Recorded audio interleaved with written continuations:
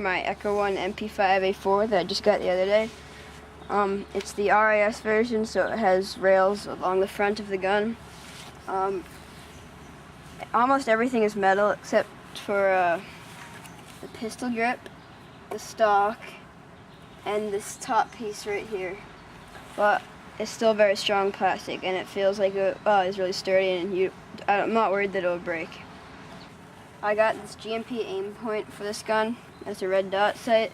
It has different brightnesses, and you use the Allen wrench that the gun comes with to take off this scope mount on both sides of the gun, and then you mount the scope into it and put it back on. It works really well. Starting at the end of the gun, it's a nice solid plastic stock with a removable rubber butt piece, which is where you put the battery in. You just take this, you slide it down, and it comes right off to expose the large connector. So I have this nice big 8.4 volt battery. You just plug it in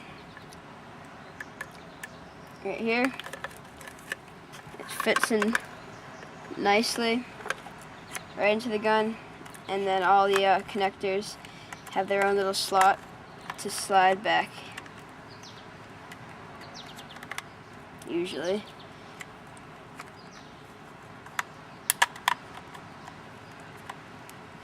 And then you take the butt piece,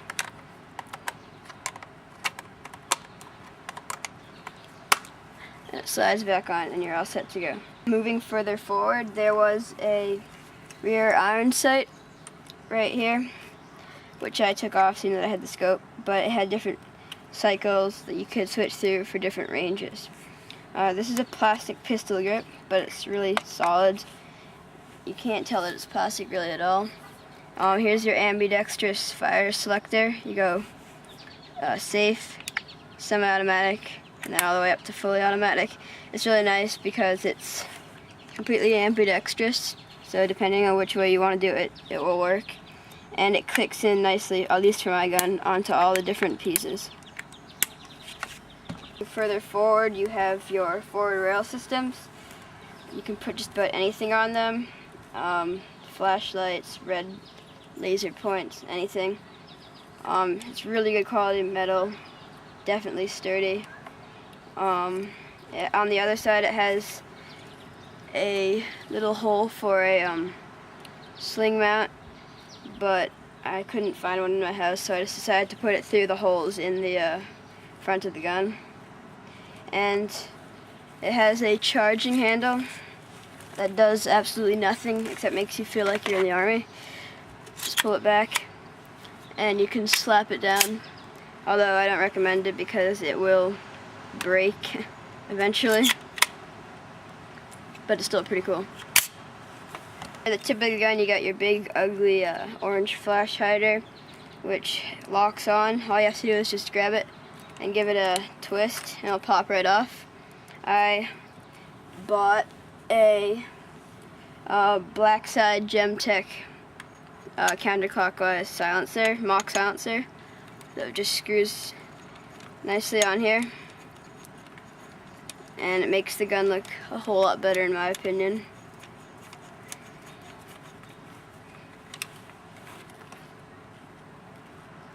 Ta-da!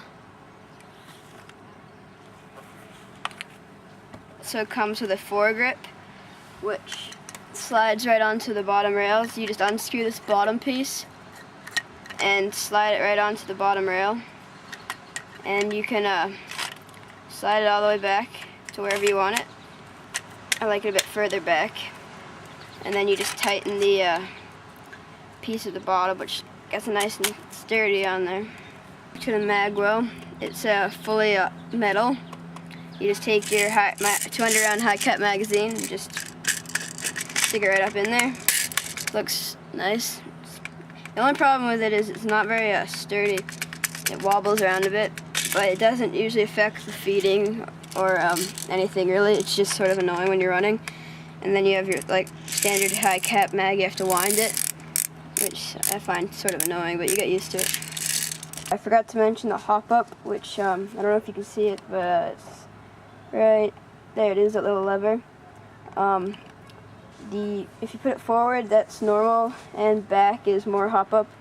I have it about a quarter of hop up, which seems to work pretty well.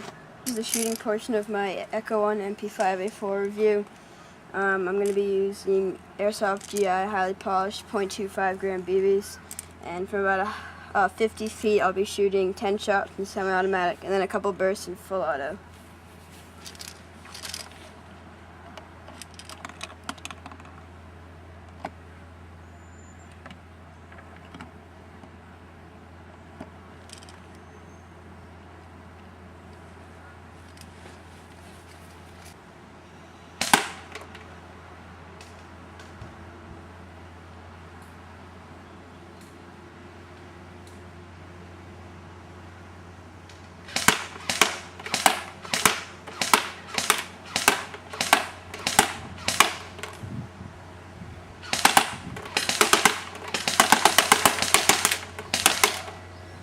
Now it's time for a random photo montage.